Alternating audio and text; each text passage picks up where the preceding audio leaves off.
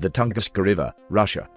At 7:14 in the morning on June the 30th, 1908, a mysterious, unexplained and deadly event occurred, during which there was an enormous explosion. It has been estimated that the explosion was equal to more than 2,000 Hiroshima atom bombs, and for over 100 years, no one has been able to figure out what caused it. At around breakfast time, Mr. Semenov was sitting outside his house at Vanavara Trading Post, about 40 miles south of the edge of the explosion. He recalls the event, suddenly seeing directly to the north, over on Kohl's Tunguska Road, the sky split in two. Fire appeared high and wide over the forest. The split in the sky grew larger, and the entire northern side was covered with fire.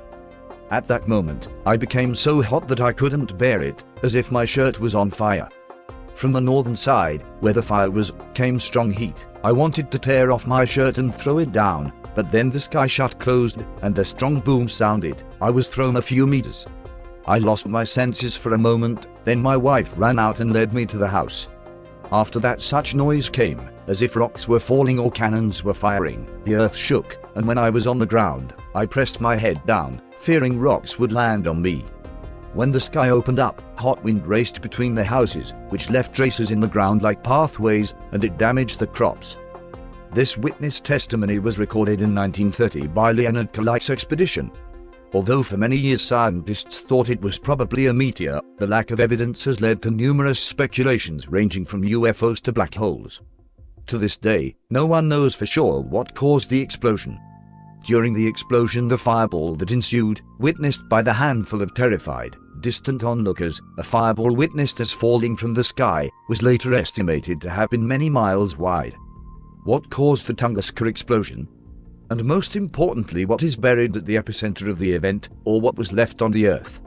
Whatever it is, for the past 100 years the only vegetation capable of surviving the location's environment is grass. The sheer force of the event destroyed trees far and wide. Near ground zero damages were similar to those registered during atmospheric nuclear tests in the 1950s and 1960s. The trees directly below the explosion were stripped of their bark and snapped flat, while trees farther away were knocked over and uprooted. Interestingly, the explosion's pattern was in the shape of a butterfly.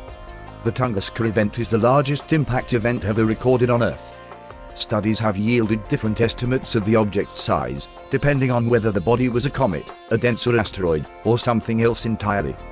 A team of researchers published analysis results of microsamples from a peat bog near the center of the affected area showing fragments that may be of meteoritic origin.